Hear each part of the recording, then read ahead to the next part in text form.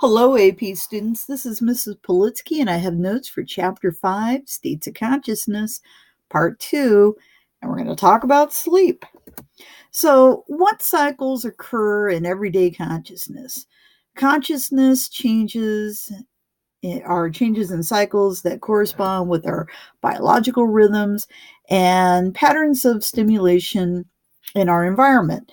So, daydreaming is an example of this, and that is a common variation in consciousness in which our attention shifts to memories, desires, expectations, or fantasies, and away from what's immediately going on. So people tend to daydream when they're bored, alone, relaxed, or just about to fall asleep. And our daydreams serve a healthy function, allowing us to focus on our classes, our goals, and even our interpersonal relationships. Daydreams can also feature persistent and unwelcome wishes, worries, or even fantasies. So, our circadian rhythms, which, if you take a look at the prefix of the word, circadian is like circle, and this is our physiological patterns that repeat themselves approximately every 24, sometimes they might say even 25 hours, such as our sleep and wakefulness cycle.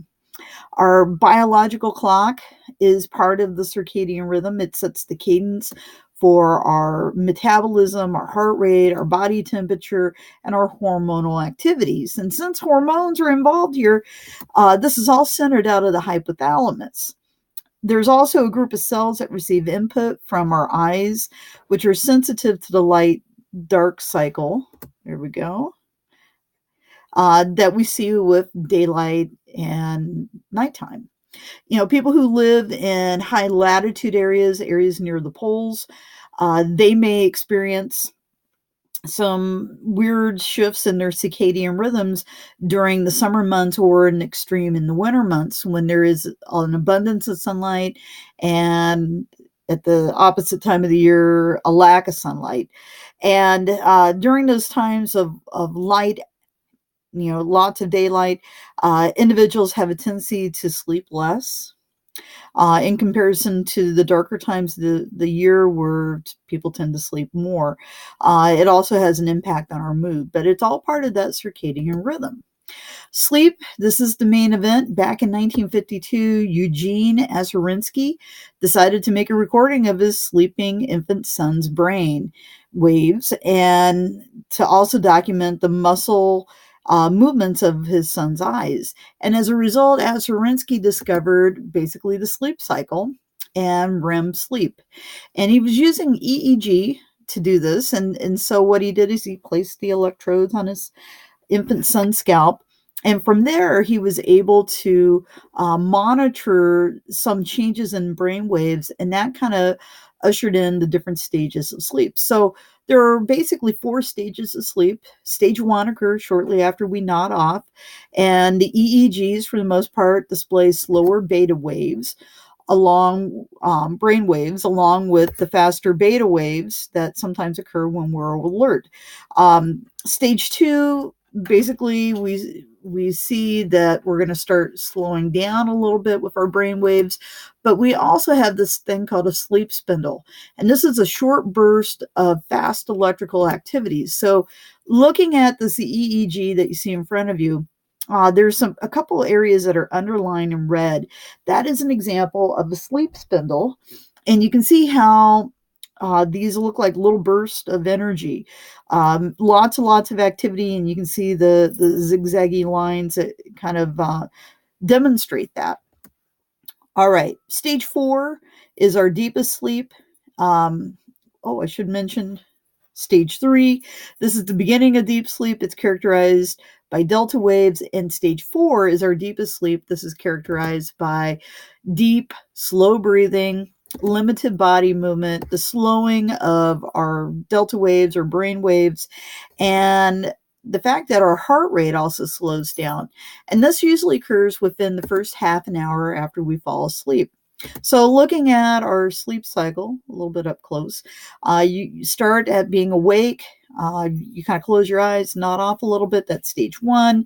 Stage 2, you start breathing a little deeper, but if you woke up during stage 1 or stage 2 sleep, you probably aren't going to be necessarily feeling very groggy. Stage 1, you might just kind of nod off and then you kind of wake up. But stage 2, you might kind of jump a little bit. If somebody tried to wake you up, you might be startled. Once we get into stage 3 and 4 sleep, it's a little harder to wake someone up. Once we hit stage 4, we kind of reverse and head back to stage 3, 2, 1. And we don't wake up typically, but what we will typically enter into is REM sleep. And as you look at this, the amount of REM as the sleep cycle continues gets a little bit longer. We just kind of go cycling back and forth. When we get into about the 3rd or 4th hour of sleep, we have a tendency not to go back to stage 4 sleep. Stage 4 is that deepest sleep. It's the most restful sleep we can get. And we spend a little bit more time in stage 2, maybe stage 1 into REM sleep. So going on, the sleeper will go through these stages in reverse order from 4 to 1. And as the sleeper reaches stage 1, we have faster beta waves appearing. And at this point, the sleeper will enter into REM sleep. Rapid eye movement is going to occur. And after a few minutes of REM sleep, the sleeper will go back into stage 1 sleep and we'll repeat this process. And during the course of about 7 to 8 hours of sleep, a person might go through maybe 4 to 5 cycles of REM, depending.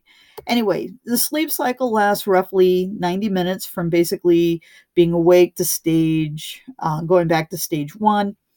And the deepest sleep, the best quality of sleep happens usually at the beginning of the night. And the amount of REM that we get increases in duration throughout the course of the night. So some functions of sleep. Basically, sleep satisfies a basic biological need for REM. We need to dream. I mean, this is good for our minds. Sleep may have evolved because it enables animals to conserve energy and to stay out of harm's way. It also aids in mental functioning, such as memory and problem solving. It also restores our body's functions and helps us restore our mind. And it may allow us to create new neural networks. So the need for sleep, this depends on genetics. There are those people who need more sleep and some that need less. So those who sleep more than the average are basically falling into a category of being a little more nervous and worrisome. They may also be artistically creative and non-conforming. Our short sleepers tend to be a little more energetic and a tad bit more extroverted. The amount of exercise may increase stage 4 sleep, but not the amount of REM. There we go. Developmentally, newborns need more sleep. They need somewhere around 16 hours of sleep, and about half of that's going to be devoted to REM. Part of that is so that they can start making those new neural networks, kind of processing the world that they're living in. Young adults need anywhere between 7 to 8 hours of sleep, with roughly about 20% of their sleep being devoted to REM. And our elderly, they need less sleep, and about 15% of their sleep is devoted to REM. So if you take a look at the graphic here, if you look at the amount of wakeful hours, it's kind of in the teal, our infants, especially those that are newborns, need very little waking time. They spend a lot of time in REM and a lot of time in delta sleep. As we get older, so once we're talking like our preschool years, again, we still need, about 8 hours of sleep, but the amount of REM that we're going to have is going to be substantially less than when we were a newborn. As we get older into our 20s and 30s, the amount of sleep, the delta sleep kind of starts diminishing, and the amount of REM also is diminishing a little bit compared to the amount of wakeful hours that we spend. So sleep debt, getting into some sleep disorders. Most adults need somewhere between 8 to about 8.5 hours of sleep. Now, there are some that sleep a little less than that, and that's all they need. But on average, the average adult sleeps somewhere between 6 to roughly 9 hours. When we talk about sleep debt, this is a sleep deficiency that is caused by not getting the amount of sleep that one requires for optimal function. This is going to vary from person to person, but people who have sleep debt usually don't realize it. They happen to be a little more groggier when they wake up. They're sleepy once their alarm clock goes off. These might be the people who hit the snooze a little bit, maybe a little too often. Anyway, they're never fully alert and mentally efficient as they could be. And part of that is because they're tired. Sleep deprivation is just feeling tired and irritable the next day. During the following night's sleep, they will spend more time in REM sleep. And this is called REM rebound. So if you've ever kind of stayed up all night, and you might have gotten through that next day, but you might have been a little edgy, the next night that you go to sleep, you're probably going to spend a little bit more time in REM, and those dreams might be a little more vivid as a way of your body catching up. Sleep deprivation can have a devastating effect on cognitive and motor functioning. It may cause a sober person to act as if they are drunk. Dreams, the functions of dreams. Dreams occur regularly during REM sleep. Dreams originate in parts of the brainstem, it is believed. A lot of people are saying the pons are probably the one area where dreams are probably originating out of that brainstem. Anyway, dreams on a biological level may be necessary for healthy brain functioning. And from a cognitive perspective, experts see dreams as meaningful mental events, serving pressing cognitive needs and reflecting important events or fantasies in the dreamer's mental world. Sigmund Freud had a lot to say about dreams. He laid out a complex theory of dreams and their meanings, some of which, is not necessarily very scientific. His theory, though popular, lacks a lot of scientific evidence to support it. You really can't do an experiment on dreams, and that's why it's very subjective. Anyway, Freud thought that dreams serve a couple of different functions. First, to guard sleep and to relieve psychic tensions caused during the workday. It also serves as a source of wish fulfillment, allowing dreamers to work harmlessly through unconscious desires, be it good or bad. Freud, when it comes to the meaning of the dreams, he believed that our dreams have a couple different contents.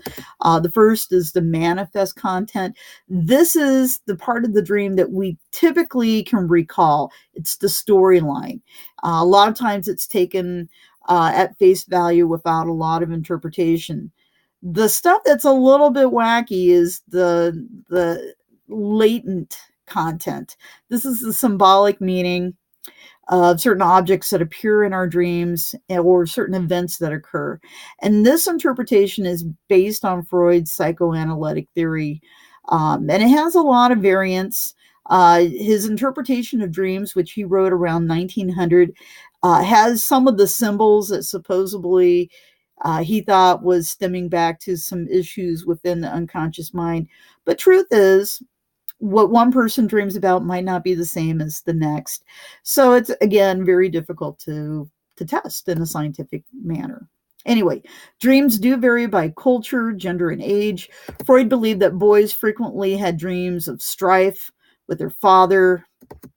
No research has been given to prove this theory. And Tobran, the Islander boys, they don't dream about their fathers so much as they dream about their uncles who act as their disciplinarians. So if they have strife, it's not towards their dad, it's towards their uncle, because their uncle is the one who's going to punish them. Anyway, children typically dream of things like animals more often than adults do. They have a tendency to think about large and threatening types of animals. So they might have a dream about being eaten by a lion or having to deal with a large horse or something of that nature. College students tend to dream about small animals like pets and tame creatures.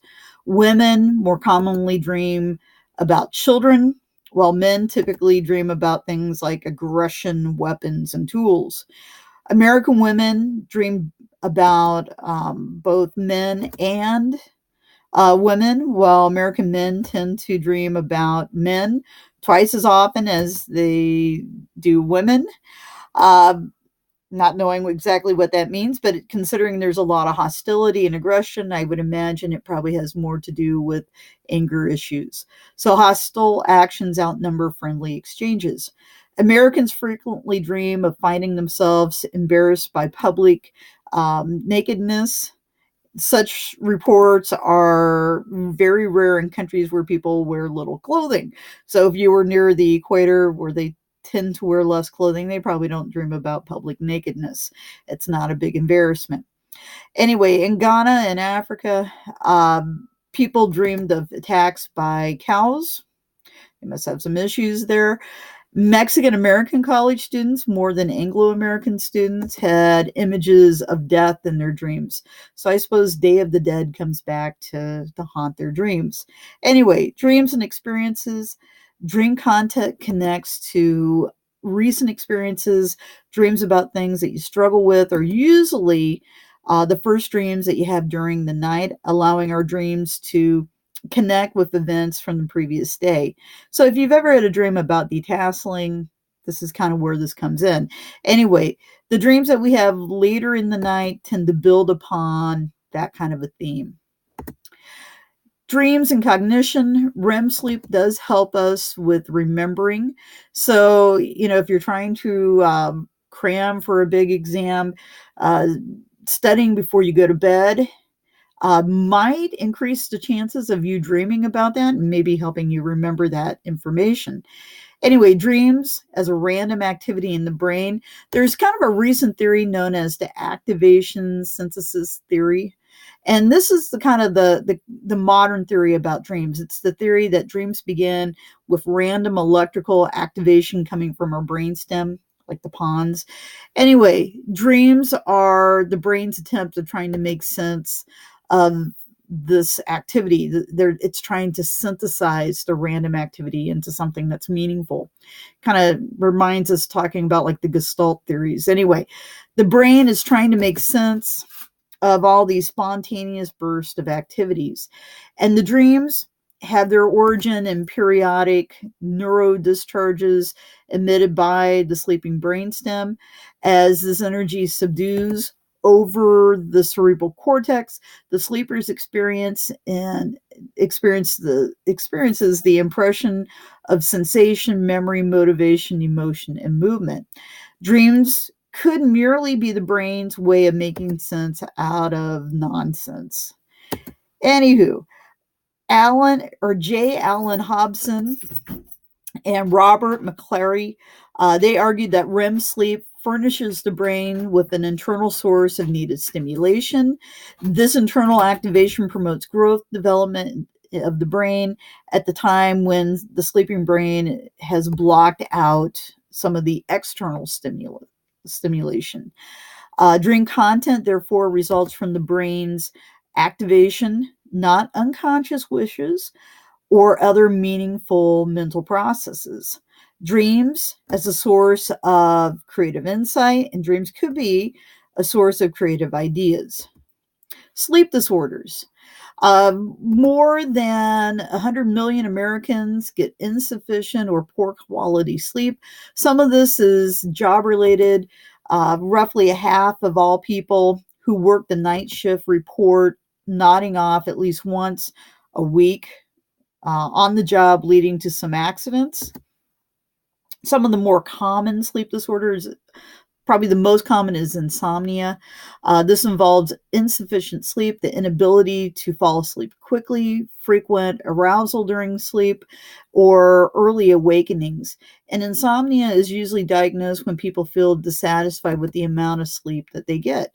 Chronic insomnia, or the inability to fall asleep quickly and frequent arousals during sleep or in the early morning wakings uh, is an example of this. And this occurs in roughly a third of all adults.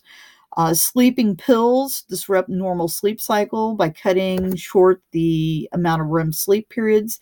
And as a result, the sufferer may feel less rested and more sleepy during the course of the day.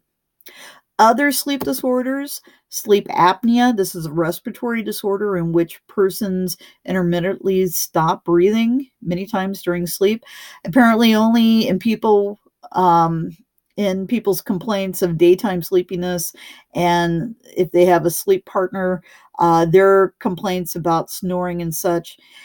The results are kind of a collapse of the airway during sleep. When the sleeper's muscle tone relaxes, the result is a very loud snore. And this occurs each time that the patient runs short of oxygen and tries to get air through the collapsed airway. Breathing stops and the sleeper's blood oxygen level plummets. The sleeper awakens briefly, they begin breathing, and they fall asleep with no memory of this episode. Sufferers may have elevated blood pressure, leading to stress on the blood vessels and the heart. In premature infants, sleep apnea may be aggravated by placing the infant on their stomach, and this might lead to things like sudden infant death syndrome or SIDS. Other sleep disorders, night terrors. This is a deep sleep episode, usually happening about stage 3, stage 4 sleep. Anyway, it seems to produce some kind of terrifying event, although any terrifying mental experience, such as a dream, is usually forgotten upon waking up. This is really common in kids, happens about stage 4 sleep, and it's very difficult to wake up the sufferer. A child who goes through this, they could be screaming, they could have their eyes open, and you tell them it's okay, and then, yeah, they don't have any memory of it. Needless to say, sleep terror episodes, this occurs in deep sleep rather than REM. In this respect, they are like sleepwalking or sleep talking, which occurs typically in stage 4 sleep. These tend to diminish or disappear as we get older. And so once you're into adulthood, you typically don't have night terrors. Narcolepsy. This is a sleep disorder of REM sleep. This is a sudden daytime REM sleep episode. It's like an attack. And it's usually accompanied with something called cataplexy. Cataplexy is like when your muscles completely relax. Narcoleptic sleep attacks may also be preceded with the loss of muscle control, known as cataplexy. Any exciting stimulation can trigger an episode, and narcolepsy is fundamentally a disorder of REM sleep. People with narcolepsy have abnormal sleep, or they get kind of a set of REM sleep periods. Anyway, one of the ways to treat this is to use a high dose of stimulants to kind of keep people awake. If you've ever seen fainting goats are basically narcoleptic. But this can occur, kind of out of the blue, and it's very terrifying when it does happen. Thank you very much.